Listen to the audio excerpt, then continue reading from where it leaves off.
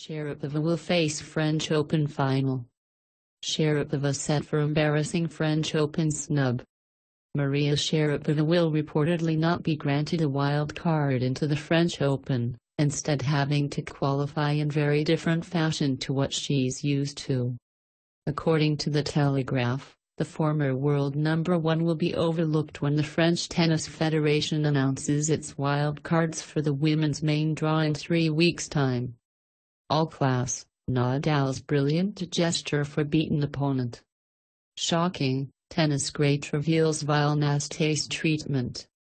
The Telegraph report says Sharapova will be invited to the qualifying event, forcing her to win 3 qualifying matches for a chance to play in the main draw. Last month, French Tennis Federation President Bernard Gaillaud sounded unconvinced about her suitability for a main draw wildcard.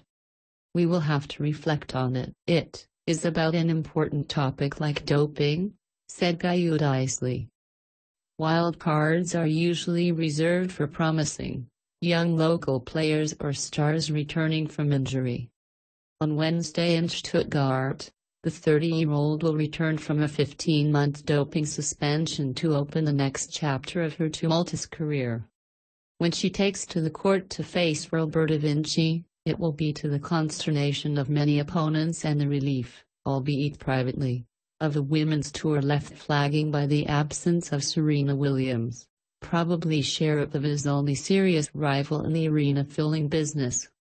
Sharapova isn't losing any sleep as the 30-year-old prepares for her first match since being defeated by Williams in the 2016 Australian Open quarter-finals. "That is the least of my concerns. I know that I am respected in my field. I see it in how my opponents play against me," said Sharapova, who was controversially handed a wild card into this week's Stuttgart event, a clay court tournament sponsored by Porsche, one of her headline backers. Sharapova was banned for 2 years by the International Tennis Federation in June following a doping test conducted in January 2016 during her participation in the Australian Open. The sanction was later dropped to 15 months by the Court of Arbitration for Sport.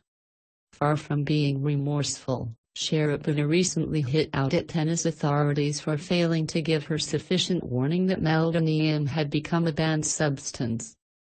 "Why didn't someone come up to me and have a private conversation, just an official to an athlete, which would have taken care of the confidentiality problem they talked about later?" Sharapova told The Times.